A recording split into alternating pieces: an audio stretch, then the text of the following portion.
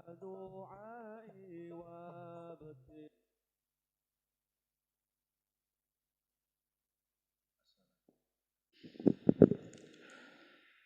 Assalamualaikum warahmatullahi wabarakatuh. Al-Fatihah. A'udzubillahi minasyaitonirrajim. Bismillahirrahmanirrahim. Alhamdulillahirabbil alamin arrahmanirrahim maliki yaumiddin. Iyyaka na'budu wa iyyaka nasta'in ihdinas siratal mustaqim siratal ladzina an'amta 'alaihim ghairil maghdubi 'alaihim waladdallin. Amin. Bismillahirrahmanirrahim.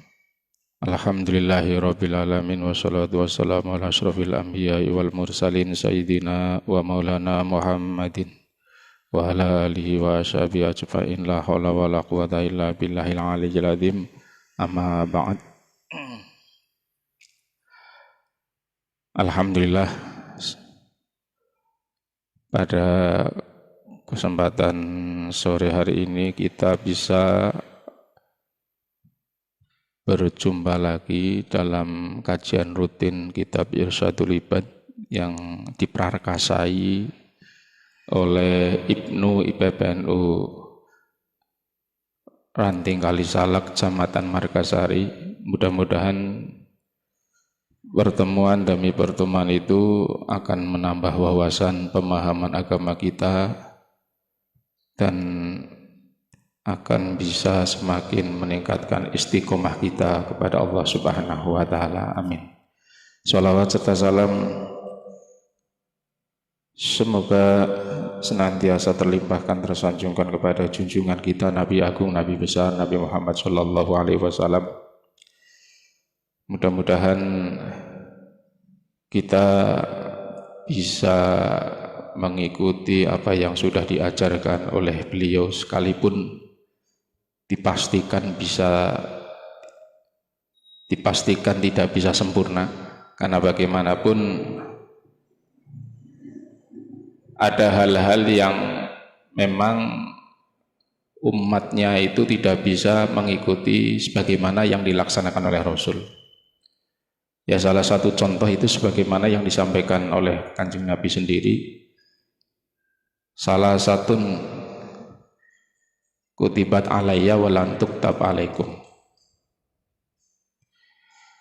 Jadi ada tiga hal yang memang bagi saya, maksudnya itu bagi Kanjeng Nabi itu diwajibkan, namun tidak diwajibkan bagi umatnya. Nah, salah satu diantaranya itu adalah sholat witir, sholat duha, kemudian bersiwak. Ya, sebagian riwayat tidak bersiwak, ya, tapi melaksanakan ibadah korban. Ya, ini artinya bahwa umatnya itu ada hal-hal yang sifatnya khususiyah yang tidak mampu ataupun tidak bisa dilaksanakan oleh umat Rasulullah Sallallahu Alaihi Wasallam. Kesempatan sore hari ini kita akan loncat sedikit terkait dengan masalah sendi-sendi keimanan, yang di sana itu ada pertanyaan menggelitik terkait dengan pertanyaan yang disampaikan, akhbirni anisa'ah, kabarkan kepada saya wahai Kanjeng Nabi tentang hari kiamat. Kenapa sore hari ini saya kesempatan untuk menyampaikan terkait dengan masalah kiamat? Karena memang barangkali kita sudah maklum ada isu senter, isu yang sangat santer sekali tanggal 15 Ramadan, ya. Itu akan ada huru-hara, ya. Barangkali mungkin ada yang pernah melihat WA maupun ada mungkin informasi di internal pengajian ataupun memang di Facebook. Ya, saya ingin kemudian menyajikan tentang kapasitas sebenarnya apa yang disampaikan itu, apakah memang seperti itu atau tidak. kalau kita melihat, mohon maaf nggih, yang sangat intens dan getol sekali menyampaikan terkait dengan ilmu cocok logi, ya. Ya memang hadisnya betul, ada hadis yang terkait dengan seperti itu. Nanti saya sampaikan, saya akan bersikap objektif sekali. Cuma kan persoalannya, mereka yang kemudian menyajikan hadis terkait dengan huru hara tanggal 15 Ramadan, yang kalau Ramadan itu diawali dengan hari Jumat, pertengahannya hari Jumat, ini kan persis kan ya? Ya. Dan mereka sudah sangat optimis sekali. Coba kamu lihat ceramah-ceramahnya, mohon maaf ya, di Ustadz YouTube itu, Ustadz sebelah, kan yang sering saya sampaikan di pengajian-pengajian. Di sana itu sangat memang katakanlah itu mubalig spesialis kiamat. Itu memang seperti sangat optimis sekali bahwa tanggal 15 Ramadan ini akan terjadi huru hara yang konon itu kemudian dikaitkan dengan adanya sebuah meteor besar yang sedang mendekati daripada orbit bumi.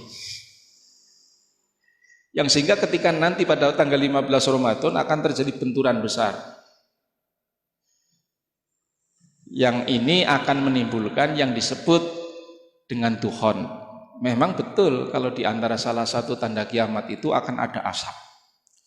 Persoalannya apakah asap yang dimaksud ini asap yang akibat benturan meteor kepada bumi ataupun seperti apa, kan wallahu a'lam. Terus apakah kejadiannya ini adalah sekarang atau yang akan datang, ini semuanya tidak ada yang tahu.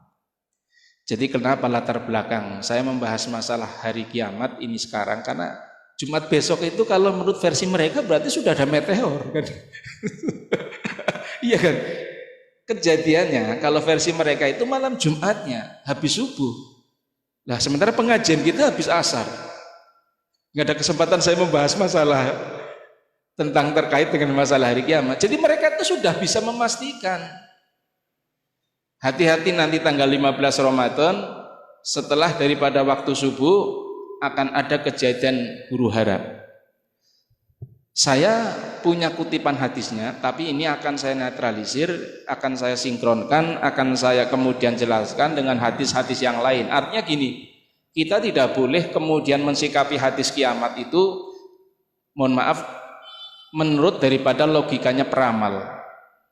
Ya, kalau mereka kemudian sudah memastikan tanggal 15 Ramadan ini akan ada huru hara karena beranggapan berasumsi tanggal 15 Ramadan ini hari Jumat, sementara bulan Ramadan memulainya itu hari Jumat, sehingga kemudian hadis yang terkait dengan masalah tadi yang sudah saya sampaikan ini dijadikan sebagai argumentasi seakan-akan betul tanggal 15 Ramadan ini akan terjadi huru hara yang akan menimbulkan munculnya di seluruh permukaan dunia ini adalah dukhon. Nah, konon menurut mereka, ini harus catat ini, setelah ada dukhon itu seluruh teknologi yang ada di permukaan bumi itu lumpuh,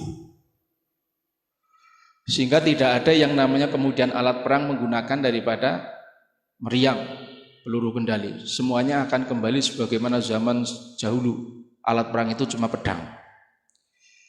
Nah, ini menurut daripada pandangan Ustadz atau mubalik sebelah ya, yang sering saya dengarkan.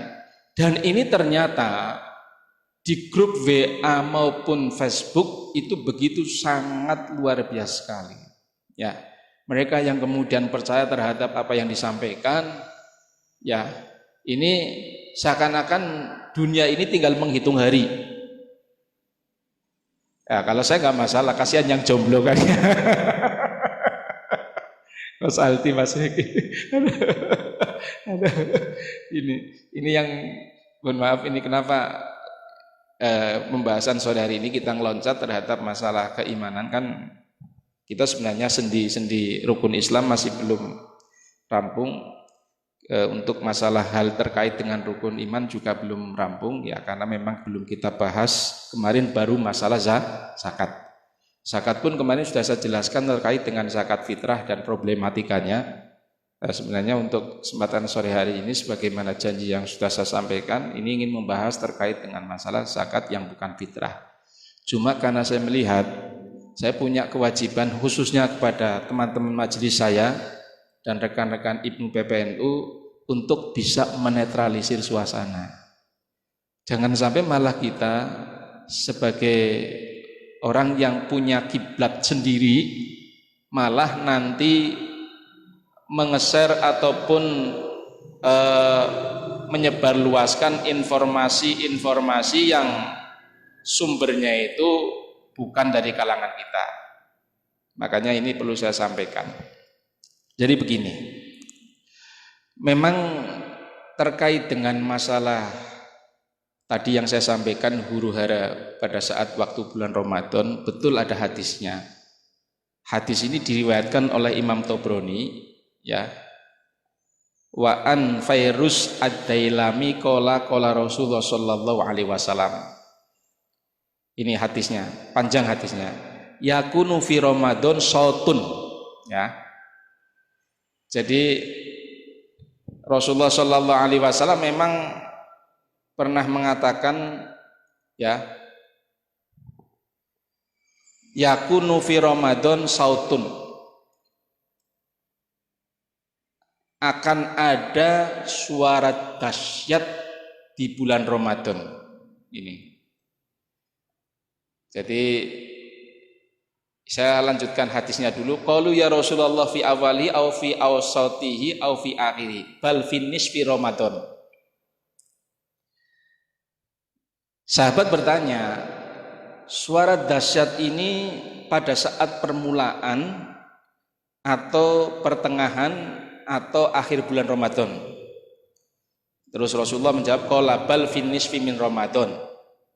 Idza kanat lailatun nisfi lailatal jum'ati yakunu sautun minas sama'i yus'iku lahu sab'una alfan. Nah. Jadi ketika sahabat ini bertanya tentang ada suara dahsyat yang terjadi pada saat pertengahan bulan Ramadan, apakah terjadi pada permulaan, pertengahan ataupun akhir bulan Ramadan? Terus Kanjeng Nabi menjawab pada saat akhir bulan Ramadan. Ini bila mana, dicatat ini, hadisnya memang benar. Maksudnya itu hadisnya memang ada. Hadisnya itu memang ada. Itu bila mana keberadaan bulan Ramadan diawali daripada hari Jumat, ya. Kemudian idza kanat lailatun nisfi lailatal Jumat, dan malam bulan Ramadan tanggal 15-nya ini juga hari Jumat.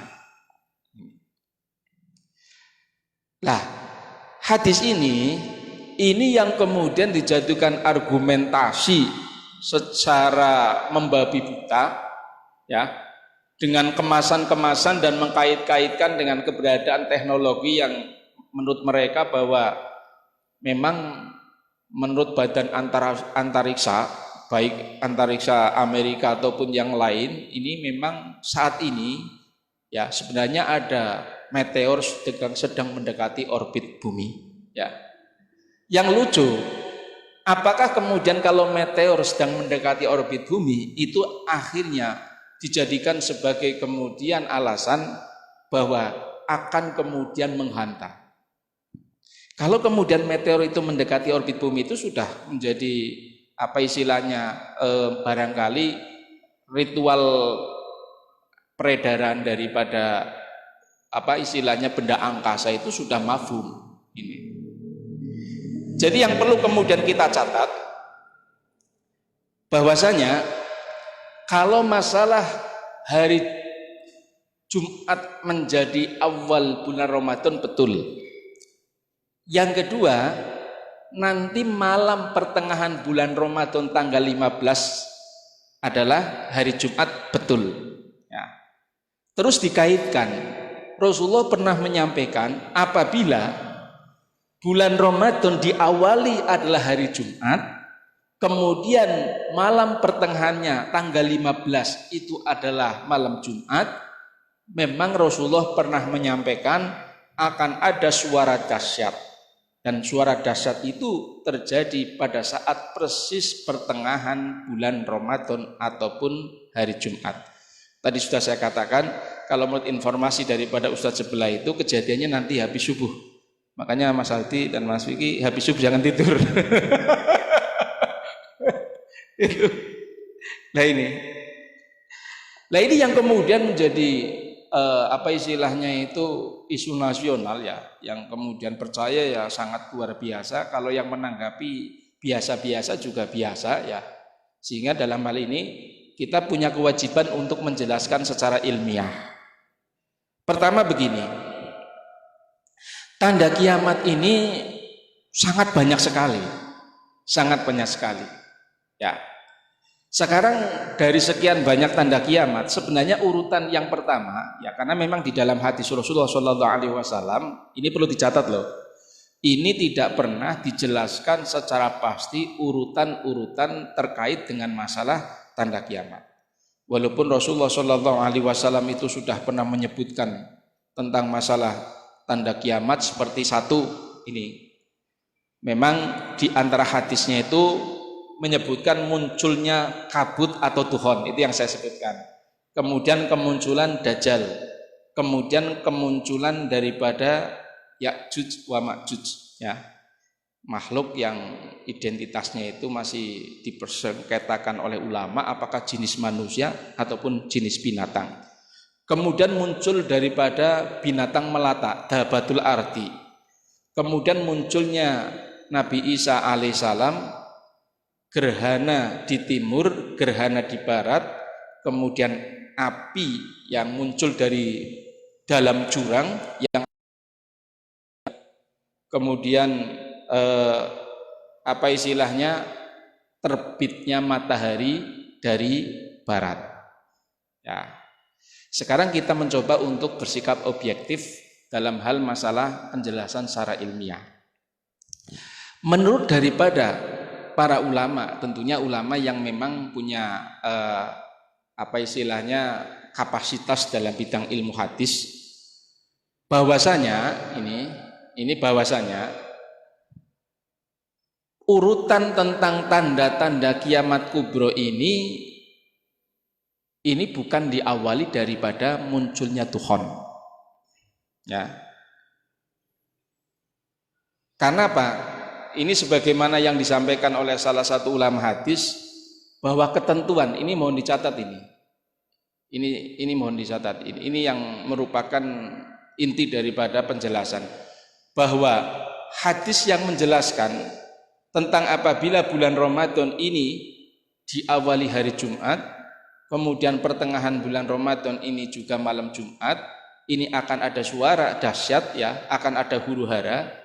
Ini apabila, tolong dijelaskan, tolong didengarkan, apabila sebelumnya diawali pada saat waktu bulan Ramadan itu ada gerhana dengan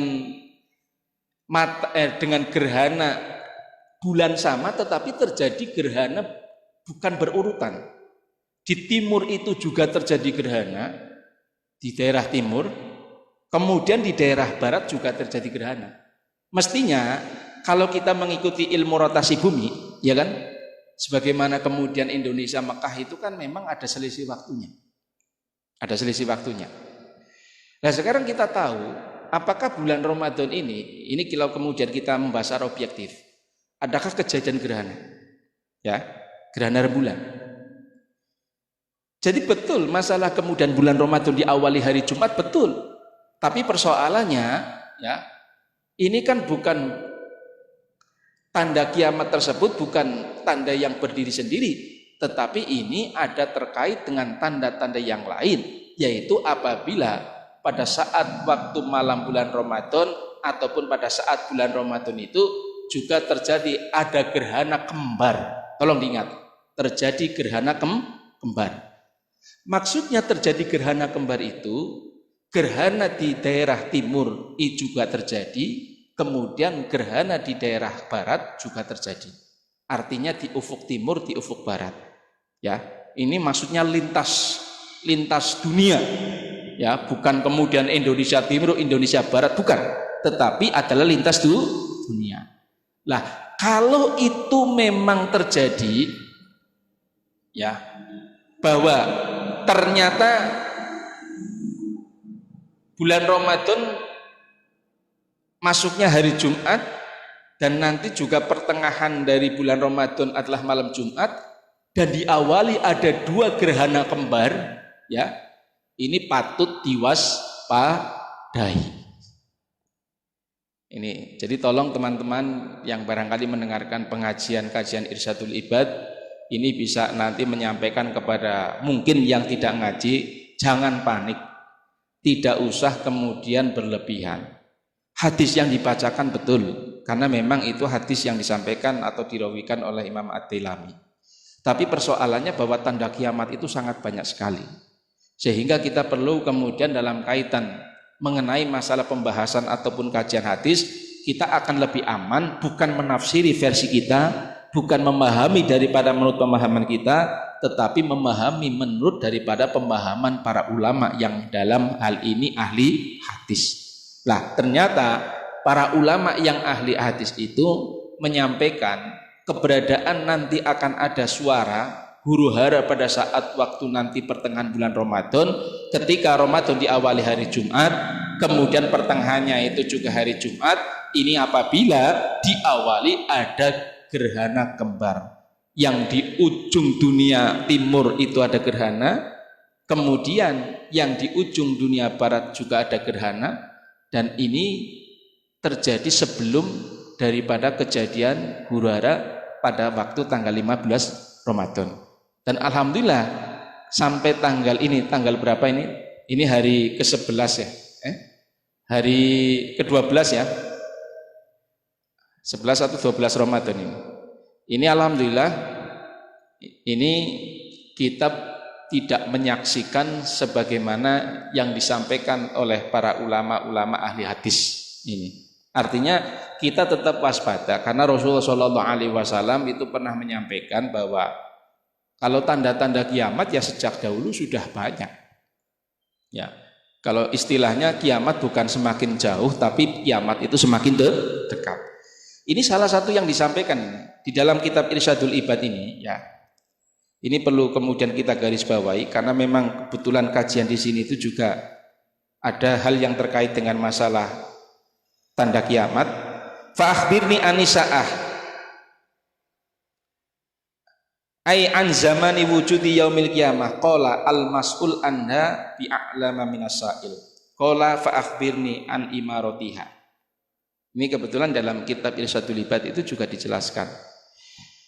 Jadi ketika malaikat Jibril bertanya tentang masalah Islam seperti apa, bertanya tentang masalah keimanan seperti apa, kemudian malaikat Jibril bertanya tentang maksud ihsan itu seperti apa. Bagaimana umat Islam ataupun orang-orang Islam itu bisa mencapai derajat ihsan atau muraqabah ataupun musyahadah, ya kan? Kemarin saya sudah sampaikan maksudnya ihsan itu kita ketika beribadah ini seakan-akan kita disaksikan langsung oleh Allah, walaupun kita tidak bisa menyaksikan Allah. Ya, itu namanya maqam musyahadah atau muraqabah. Nah, kalau kemudian kita itu merasa diawasi oleh Allah terus, ya tentunya kesempatan kita untuk melakukan maksiat, ya keinginan kita untuk melakukan maksiat itu beda dengan orang yang tidak merasa diawasi. Ini. Nah, pertanyaan yang terakhir yang disampaikan oleh malaikat Jibril, fa akhbirni anisa'ah. Sampaikan kepada saya wahai Rasulullah tentang hari kiamat. Tentang kapan wujudnya daripada hari kiamat. Kemudian Kanjeng Nabi menjawab, qala al mas'ul mal mas'ul anha bi'alam. Yang engkau tanya, ya, maksudnya kan malaikat Jibril tanya kepada Kanjeng Nabi, ini tidak lebih tahu dengan orang yang bertanya. Catat ini. Ketika malaikat Jibril bertanya kepada Rasulullah tentang hari kiamat, jawabannya Rasulullah mal mas'ul, ya. Mal mas'ul anha bi'alama minas sa'il. Yang engkau tanya tidak lebih tahu dari yang bertanya. Ini Kanjeng Nabi saja seperti itu. Bukan sebagaimana Ustaz sebelah langsung memastikan ini nanti hari Jumat harus hati-hati ini akan ada suara dahsyat, akan ada huru hara. Wong Kanjeng Nabi mawon yang mempunyai kedekatan yang luar biasa, kekasihnya Allah, sudah levelnya itu Sayyidul Anbiya wal Mursalin, pemimpinnya para nabi, pemimpinnya para utusan. Ini ketika ditanya tentang masalah kapan terjadinya hari kiamat, ini menjawab secara diplomatis bahwa yang ditanya itu tidak lebih tahu dibandingkan yang bertanya. Kenapa? Ini memang rahasia daripada Allah Subhanahu wa taala. Ya. Tetapi kalau kemudian tanda-tandanya, ya secara umum Kanjeng Nabi menjelaskan salah satu di antaranya ini. Ini yang disampaikan di dalam kitab Irsyadul Ibad, ya. Salah satu di antara imaroh tanda-tanda kiamat antalidal ammatu robbataha. Tolong catat ini. Ini memang normatif umum bahwa di antara sekian tanda-tanda hari kiamat ini yang kemudian dikutip di dalam kitab Irsyadul Ibad. Tadi yang saya sampaikan itu kutipan yang ada 10 itu kutip oleh Imam Nawawi, ya. Nanti saya jelaskan lagi, ya. Ini yang saya sampaikan dalam kitab Irsyadul Ibad dahulu. Ya. Ini juga nanti tolong disampaikan, barangkali ada teman-teman yang sedang live streaming yang kemudian ingin bertanya, nggak apa-apa. Terutama ini masalah huru hara pada waktu tanggal 15 bulan Ramadan. Karena kita harus menetralisir, ya. Menetralisir, ya, apapun yang terjadi kiamat pasti. Tetapi kalau kemudian memastikan nanti tanggal 15 bulan Ramadan, ya kita harus kemudian berusaha untuk menetralisirnya. Kenapa? Karena dari uraian yang disampaikan hadis itu, ini bukan persoalan mengenai sekedar tekstual, tetapi hadis ini bukan berdiri sendiri, tapi ada kemudian katakanlah itu masih berhubungan dengan hadis yang lain, ya. Jadi antalidal ammatu robbataha. Antalidal ammatu robbataha ini maksudnya bahwa di antara sekian banyak tanda kiamat ini apabila, ya, seorang anak ini memperlakukan kedua orang tuanya sebagaimana perlakuan majikan kepada hamba sahaya atau pembantunya. Ingat-ingat ini. Antalidal ammatu robbataha. Di antara sekian banyak tanda kiamat itu adalah apabila sikap anak, seorang anak kandung kepada orang tua kandungnya, perlakuannya itu sebagaimana seorang majikan terhadap pembantunya. Kamu bayangkan coba. Kalau seorang majikan terhadap pembantunya itu kan kita akan menilai berarti umumnya itu kan kalau majikan terhadap pembantunya itu pasti akan memerintahkan semaunya, iya kan? Tidak punya rasa sopan santun, tidak menghargai. Namanya saya kan pembantu kan, ya. Namanya saya majikan. Majikan itu kan bisa bertindak semaunya ini. Di sini ini perlu kemudian kita catat, kita pahami. Maksud daripada apabila nanti anak memperlakukan orang tua kandungnya sebagaimana majikan terhadap pembantunya itu, maksudnya apabila nanti sudah banyak terjadi anak itu memperlakukan kepada orang tuanya tidak punya rasa hormat, tidak punya rasa menghargai, tidak punya rasa sopan santun. Saya kalau kemudian ingat hadis ini, ingat tentang kondisi di daerah perkotaan ini. Kenapa saya itu kemudian ingat kondisi daerah perkotaan? Kita tahu di daerah perkotaan itu kan ada pantai sosial yang namanya panti jompo kan, ya. Panti jompo. Kamu harus tahu, panti jompo itu bukan orang-orang yang memang dia itu hidup tidak punya rumah, keleleran di jalan lantas oleh dinas sosial, kemudian dijadikan atau dikarantina di satu tempat, tidak. Di panti jompo ini bahkan banyak sekali orang-orang yang dimasukkan ini punya latar belakang sebenarnya keluarganya itu keluarga yang berada, keluarga yang mampu, keluarga yang sukses. Ini anaknya itu sukses, ya. Tapi karena mempunyai pertimbangan-pertimbangan, ya, mempunyai alasan-alasan. Salah satu pertama, alasan dia itu sibuk kerja. Ini harus catat. Kemudian yang kedua, ini yang na'udzubillah min dzalik, kadang dia itu sudah sukses, apalagi dia kebetulan seorang lelaki yang kemudian punya istri dari kalangan orang kaya, ya. Sementara dia itu asalnya orang yang tidak mampu. Kadang-kala alasan yang kedua itu Bukan alasan karena sibuk kerja, tetapi tidak pede. Orang duweni percaya diri, duwe wong tua sing kaya kowe. Wis gampangane merasa isin lah. Akhirnya geliseng cerita, wong-wong tuane itu ditempatkan di panti jompo. Nah ini kalau kemudian kita kaitkan, kalau kemudian anak itu sudah memperlakukan wong tua mestine dirawat ning omah kaya dene gemien waktu kula lan panjenengan esi cilik dirawat ning wong tua, malah pada saat waktu di hari tuanya dia itu malah diasingkan. Bener ning panti jompo itu seluruh kehidupannya dipenuhi, makan cukup, ya mau ke WC saja itu dilayani, karena memang di panti jompo itu bayar, tidur dilayani, mau ke WC dilayani, makan dicukupkan. Tetapi mereka harus kita pahami, orang-orang yang ditempatkan di panti jompo hatinya merintih, hatinya sakit. Orang hidup itu bukan hanya makan, orang hidup itu bukan hanya kemudian tidur. Dia itu butuh berinteraksi, butuh berkumpul dengan keluarga, butuh berkumpul dengan anak cucunya. Ini kalau saya kemudian memahami hadis yang disampaikan oleh Rasulullah antalidal ammatu robata, barangkali contoh yang sangat konkret, yang sangat aktual untuk zaman sekarang ini apabila anak ya kepada orang tuanya dengan alasan-alasan tadi yang saya sampaikan, itu malah menempatkan orang tuanya di panti-panti jompo. Ini berarti anak yang tidak lagi mempunyai penghargaan, yang tidak punya lagi kasih sayang, yang tidak punya lagi sopan santun, yang tidak punya lagi kemudian penghormatan kepada orang tuanya. Kenapa? Ya karena perlakuannya seperti itu. Saya yakin kalau anak ini betul-betul anak yang kemudian menghormati orang tua, apapun wong tuane pasti diakoni.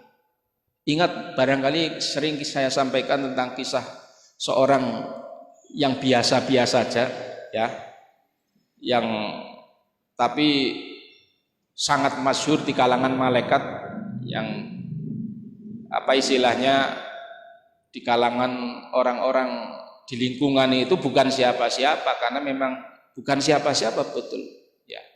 Ada mengatakan itu tabi'in, ada yang mengatakan itu sahabat, ada yang mengatakan tabi'in. Tapi sebagian para ulama mengatakan itu bukan sahabat. Kenapa gini? Ini kan tadi sudah saya sampaikan namanya Uwais Al-Qarni. Jadi Uwais Al-Qarni itu orang Yaman. Orang Yaman. Ini hidup pada waktu zaman Kanjeng Nabi. Nah, definisi sahabat itu kan orang yang hidup dengan Kanjeng Nabi, berjumpa dengan Kanjeng Nabi dan mengimani. Bukan hanya hidup yang sezaman dengan Kanjeng Nabi, tapi syaratnya sahabat itu orang yang hidup sezaman dengan Kanjeng Nabi, berjumpa dengan Kanjeng Nabi dan iman kepada Kanjeng Nabi. Uwais Al-Qarni itu sezaman dengan Kanjeng Nabi, menjumpai zaman Kanjeng Nabi, tapi tidak pernah bertemu. Tidak pernah bertemu. Ya. Ini. Tapi hebatnya Kanjeng Nabi itu pernah menyampaikan kepada para sahabat besar, salah satu di antaranya itu sahabat Umar bin Khattab, salah satu di antara pesannya itu apabila bertemu dengan Uwais Al-Qarni untuk meminta berkah doanya. Bayangkan, biasanya ini orang yang diminta berkah doanya itu orang yang seperti apa? Berarti kan orang yang levelnya lebih tinggi, ya kan? Contohnya mohon maaf ya, misalnya para ulama-ulama khos, kemudian diminta berkah doanya itu sudah maklum. Berarti orang-orang yang diminta berkah doanya itu orang-orang yang kita yakini punya kedekatan dengan Allah Subhanahu wa Ta'ala dibandingkan dengan yang meminta doa.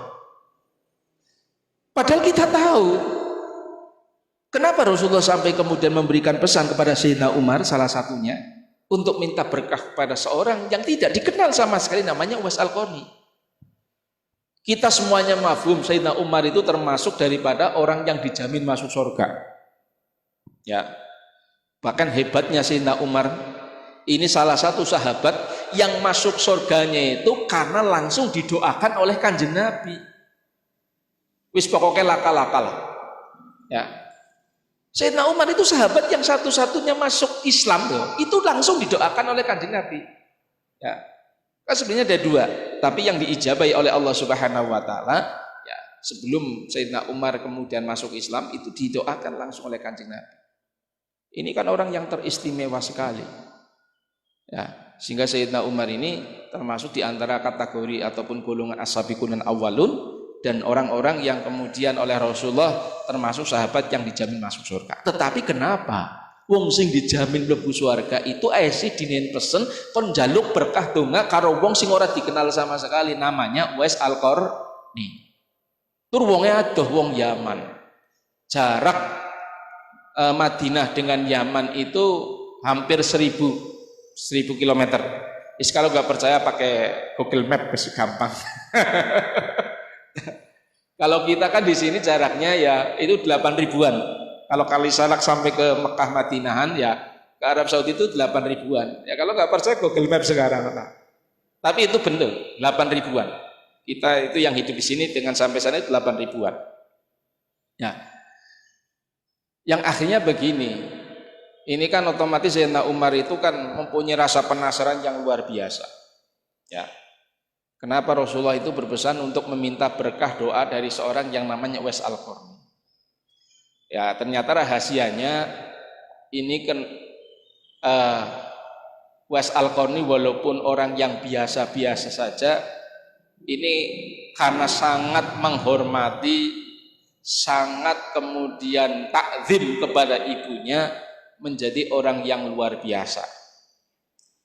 Kenapa Uwais Al-Qarni itu bisa menjadi orang yang luar biasa? Ini berawal dari ketika ibunya ya itu ingin naik haji. Ya, saya kira sebenarnya kan hal yang lumrah lah. Anak itu jaluk karo wong tuan jaluk karo anaknya barangkali sing mampu kepengin kemudian mangkat haji. Tetapi mohon maaf, tidak sesederhana itu. Ini yang harus dipahami ini. Coba mungkin kita membandingkan dengan diri kita maring wong tuane dewek masing-masing.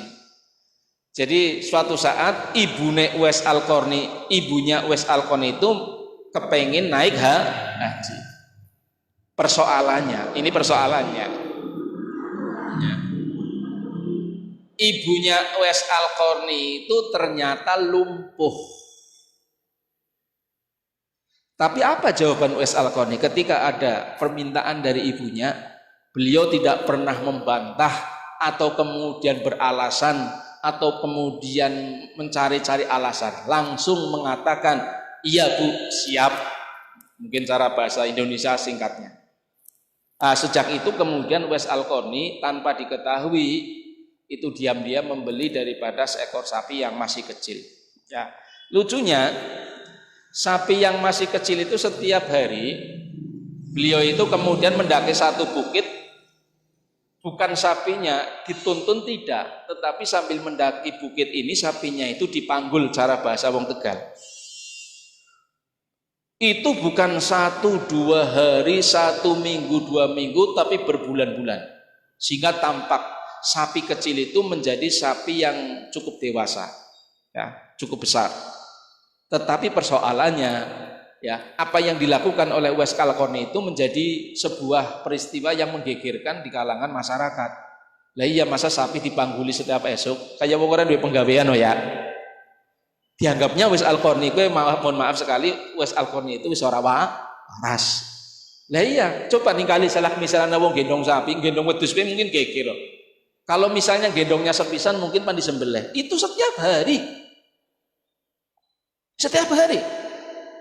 Tapi Uwais Al-Qarni tidak pernah mengacukan, tidak pernah memperdulikan tanggapan masyarakat. Karena apa? Sekali lagi, Uwais Al-Qarni itu punya rencana, dan rencana ini bagian daripada ridhol walidain, daripada membahagiakan orang tuanya.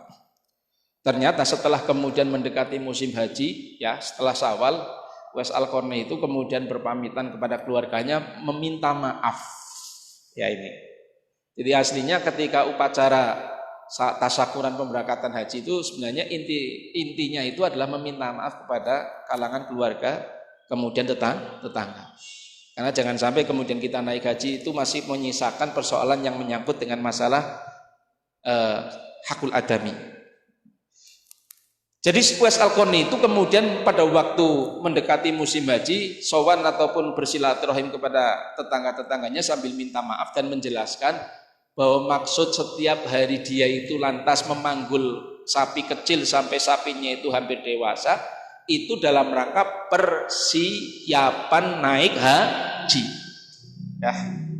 Kalau kita kan persiapan naik gajinya tinggal nanti visanya ya, visanya selesai, kemudian juga berkaitan dengan masalah kesehatan ya, kemudian terkait dengan apa istilahnya macam-macam lah, administrasi itu diselesaikan.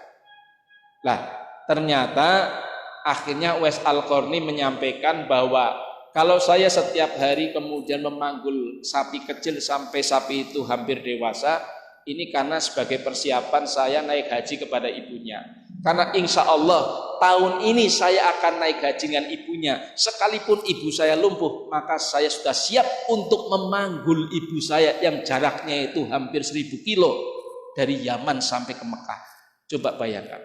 Kawan ya, dikongkon mau nenek misalnya ya, sementara hanya nganter naning sawah pialosane pirang-pirang lama nyung lagu sibuk lama lagi tanggung ya. Wes sing ora butuh apa-apa tinggal nyetater motor wes ya gue. Ini manggul loh. Manggul dipanggul ibune lumpuh. Lumpuh. Ini yang barangkali menjadikan Uwais Al-Qarni itu bukan orang yang masyhur di bumi tapi masyhur di langit. Ya, masyhur di langit. Wajar kalau kemudian Rasulullah Shallallahu Alaihi Wasallam menyampaikan pesan kepada para sahabat, kalau bertemu dengan Uwais Al-Qarni maka diminta berkah doanya, karena beliau itu orang yang betul-betul luar biasa sekali. Bayangkan, kesimpulannya ternyata tadi kalau awal bahwa orang yang tidak menghargai orang tuanya, anak yang tidak menghargai orang tuanya, berarti ini adalah sikap anak yang ingin mempercepat hari kiamat, ya kan? Karena termasuk tanda hari kiamat itu adalah ketika anak memperlakukan orang tuanya sebagaimana perlakuan majikan kepada pembantunya. Ya. Tapi ketika kemudian seorang anak memperlakukan ibunya dengan ta'zim dan luar biasa, ini akan menjadikan daripada orang itu mungkin di dunia ini adalah orang yang biasa, tetapi di kalangan malaikat orang itu adalah luar biasa. Makanya di dalam hadis Rasulullah Shallallahu Alaihi Wasallam yang terakhir saya sampaikan kepada teman-teman bahwa ada 3 golongan yang diharamkan untuk masuk surga. Salah satu harramallahu alaihim al jannah. Ada 3 kelompok yang diharamkan untuk masuk surganya Allah. Ingat-ingat ini. Yang pertama adalah mudminul khamri. Orang yang sampai meninggal dunia ini apa istilahnya tidak pernah tobat dari meminum minuman yang memabukkan, ya, mengkonsumsi minuman yang memabukkan terus menerus, ya. Ya kalau misalnya dia itu menjadi seorang pemabuk lantas tobat itu persoalannya lain, asalkan tobatannya tobat nasuha, ya kan? Nah kalau ini dia mengkonsumsi hobi minuman memabukkan sampai akhir dia tidak pernah bertobat. Yang kedua itu akul walidain. Nah ini. Jadi kelompok yang kedua yang diharamkan ataupun kemudian dihalang-halangi untuk masuk surga di dalam hadis Rasulullah Shallallahu Alaihi Wasallam itu adalah orang-orang yang menyakiti kepada kedua orang tua kita. Makanya sering saya katakan demikian, ya, bahwa kunci kesuksesan seorang anak itu sebenarnya sangat mudah sekali. Ya. Karena kunci suksesnya anak itu adalah tergantung daripada kerelaan atau keriduan orang tua. Kenapa yang menjadi barometer itu kerelaan orang tua, terutama orang tua perempuan? Kanjeng Nabi sudah pernah menyampaikan al-jannatu tahta aqdamil ummahat. Surga itu di bawah telapak kaki ibu. Kalau kemudian kita artikan secara tekstual, jelas surga itu maksudnya adalah kelak, bahwa nanti kita akan masuk surga apabila kemudian kita itu mendapatkan kerelaan daripada ibu kita, ya. Tapi kalau kemudian kita artikan bahwa kalau dimaksudkan ya di dunia, dimaksudkan di dunia bahwa kita akan mendapatkan kesuksesan, mendapatkan kebahagiaan, kita mendapatkan kesejahteraan, itu kuncinya apabila kita mendapatkan ridho ataupun kemudian kerelaan ibu kita. Makanya saya sering mengatakan, wong tua wadon kuwi jimat. Kita kadang-kala lucu, ya, kemana-mana itu mencari doa, ya kan? Tapi tidak pernah secara spesifik meminta doa kepada orang tua ibu kita. Ya kalau misalnya Ini ibu kita kan mendoakan setiap hari, tapi kalau mendoakan spesifik kan nggak pernah. Contoh begini, kalau ibu kamu mungkin mendoakannya secara umum, mudah-mudahan anak saya menjadi anak yang sukses. Tapi kan persoalannya begini, kamu sudah punya problem, misalnya mohon maaf, misalnya akan ada menghadapi misalnya audensi masuk ke sebuah perusahaan. Ya ini kamu harus minta langsung, Bu, tolong doakan secara khusus supaya tes saya masuk perusahaan itu lancar, supaya tes saya masuk perusahaan itu kemudian tidak ada hambatan, sukses, bisa lulus. Ini yang dimaksudkan seperti itu. Kamu meminta ini, meminta doa, meminta doa. Ini yang seperti itu yang jarang. Kalau untuk orang tua, saya yakin orang tua siapapun, walaupun anaknya misalnya rada tidak begitu nurut pun, saya kira orang tua tetap akan mendoakan. Tetapi barangkali yang perlu kita catat, kita membiasakan secara spesifik meminta doa kepada orang tua. Insya Allah dari berkah doa orang tua kita, terutama orang tua ibu kita, itu akan menjadikan kemudian menjadi turun rahmatnya Allah Subhanahu wa Ta'ala. Ketika rahmatnya Allah turun, maka insya Allah kita itu akan kemudian berhasil. Amin Allahumma amin. Jadi itulah materi pada sore hari ini. Mungkin ada hal-hal yang menjadi pertanyaan karena ini masalah sensitif, ini masalah kiamat itu masalah sensitif. Makanya saya berniat tadi waktu ngaji habis tur punya keinginan berinisiatif, sore ini saya harus membahas tentang masalah huru-hara pada saat waktu bulan Ramadan. Karena apa? Biar nanti orang itu tahu bukan dari satu sumber, ya. Karena begini, satu contoh begini, ya. Ustadz sebelah itu kan mungkin kamu sering melihat tentang masalah mempersoalkan kesalahan imsakiyah, kan begitu kan ya? Dianggap imsakiyah itu nggak ada dasar dan nggak ada dalilnya. Karena imsak itu ya puasa. Ya. Nah ini, ya karena memang kita sumbernya hanya dilihat di YouTube, akhirnya kita seakan-akan menyalahkan. Kan komentarnya saya baru tahu ternyata apa yang selama ini saya lakukan salah. Padahal itu kan kalau kemudian kita jujur ya, kata imsak betul, saum itu bimana imsak, bimakna ngeker. Tapi yang dimaksudkan imsak dalam konteks bahasa Indonesia itu kan kadang tidak sama persis dengan konteks bahasa Arab, ya kan? Karena imsak yang dimaksudkan itu adalah menahan diri, aba-aba, wis gampangannya cara wong kali salak, ya. Durung waktu subuh tak durung. Makanya kemudian itu kan ada ketentuan antara imsak dengan nanti munculnya fajar sodik ini berkisar, kalau di dalam kemudian kitab-kitabnya menjelaskan durasinya kira-kira kita membaca 50 ayat ya. Durasinya itu kira-kira membaca 50 ayat. Nah itu sudah pernah Rasulullah itu kemudian menyampaikan kepada sahabat. Artinya bahwa kemudian kita mengakhiri makan minum itu bukan persis ketika fajar sodik. Kenapa? Karena munculnya persis kita fajar sodik itu kita tidak tahu. Semuanya itu menggunakan daripada perkiraan ilmu falak, ya, menggunakan daripada media ilmu falak. Makanya untuk hati-hatinya, ya, itu Rasulullah pun pernah menyampaikan bahwa kita itu menyudahi untuk makan minum pada saat waktu menjelang subuh itu kira-kira kalau kita membaca ayat Al-Quran kurang lebih 50 ayat. Nah ini yang kemudian dijadikan sebagai pedoman, ada jadwal imsakiyah. Tetapi oleh ustadz yang sebelah itu seakan-akan bahwa seperti itu keliru. Lah saya kemudian mempertanyakan kalimat yang sering digunakan oleh mereka, ya, kalimat kemudian ikhwan dan akhwat misalnya. Ayo, kalau ikhwan itu dalam bahasa Arab itu apa sih? Ya, kan sedulur lanang, sedulur wadon. Dia itu apanya dengan jamaahnya? Sering mengatakan ikhwan dan akhwat. Ini mohon maaf loh ini ya. Ini kan bukan berarti memang kita saklek menggunakan bahasa Arab, itu kan bahasa pergaulan ya, sebagaimana bro, kan seperti itu kan ya. Ya. Seperti itu. Tapi dia mempersoalkan jadwal imsakiyah sehingga seakan-akan orang-orang kita yang memang tidak pernah ngaji dianggap bahwa itu salah. Dia itu sebenarnya dalam pembahasannya mengakui keberadaan bahwa sebelum daripada munculnya fajar sodik untuk kemudian kita bersiap-siap tidak makan minum, yang menjelaskan tentang masalah kurang lebih Rasulullah itu untuk membaca 50 ayat. Ya, yang dijadikan persoalan itu masalah jadwal imsakiyah. Katanya imsak itu ya saum. Ya. Ya saya kira ini persoalan kecil yang nggak usah dibesar-besarkan, karena kita menggunakan imsakiyah itu bahwa bukan berarti kemudian lantas ini tidak sesuai dengan ketentuan ataupun kaidah-kaidah, tidak ya. Kalau toh mempersoalkan secara bahasa itu karena ini bahasanya bahasa Arab yang sudah dibahasa Indonesia.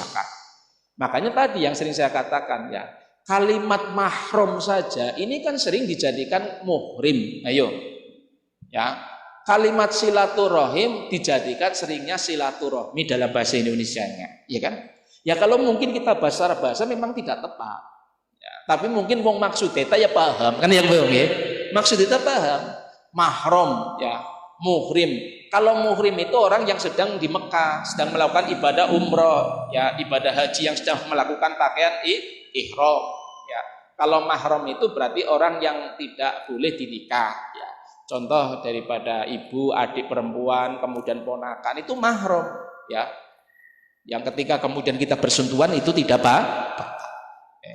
ini satu contoh. Sehingga kenapa saya tadi sekali lagi saya katakan saya ingin mengangkat persoalan mengenai masalah huru-hara di pertengahan bulan Ramadan, itu minimal kita itu ada acuan yang lain dari kalangan orang sendiri supaya kita itu tidak mengiblat ataupun mengikuti saklek dengan apa yang disampaikan oleh Ustadz sebelah. Betul hadisnya, tetapi perlu penjelasan lebih lanjut. Ya, artinya ada penjelasan dari hadis yang lain supaya kita itu memahami itu bukan secara parsial tapi secara komprehensif. Komprehensif itu berarti secara menyeluruh.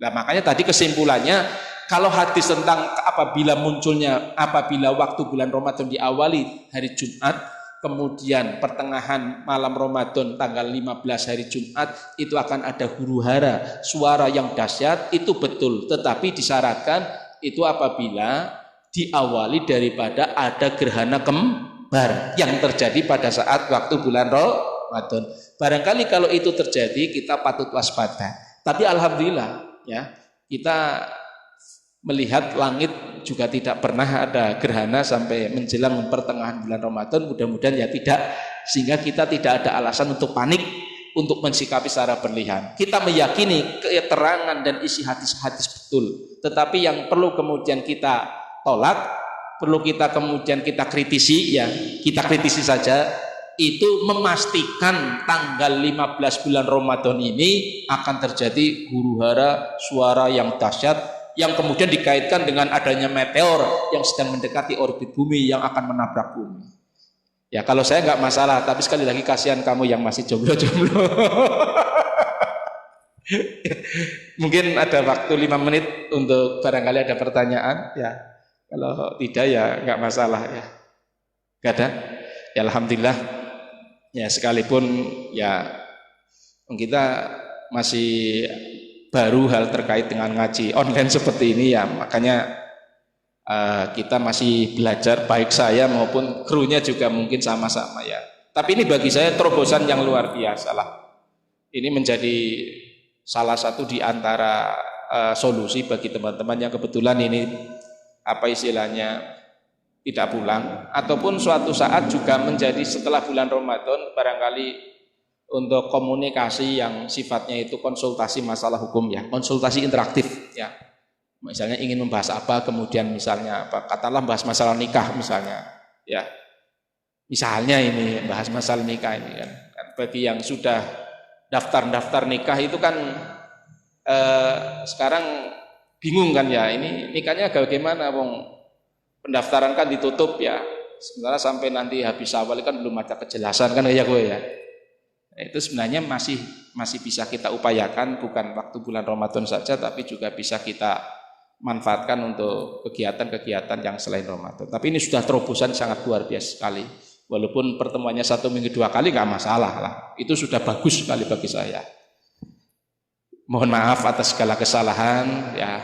Tentunya kritik dan saran akan saya terima dengan senang hati, karena bagaimanapun kita semuanya niatnya adalah bukan niat menggurui, tapi tetap koridornya kita niatnya adalah sharing ya, ilmu agama, take and give. Barangkali saya salah ya, saya mohon dimaafkan ya. Bisa jadi itu adalah sabkul lisan itu salah mengucapkan, Namanya ngomong kan kadang-kala juga salah ucap ya. Saya mohon maaf. Ihdinas siratal mustaqim. Wallahul muwaffiq ila aqwamit thoriq. Assalamualaikum warahmatullahi wabarakatuh.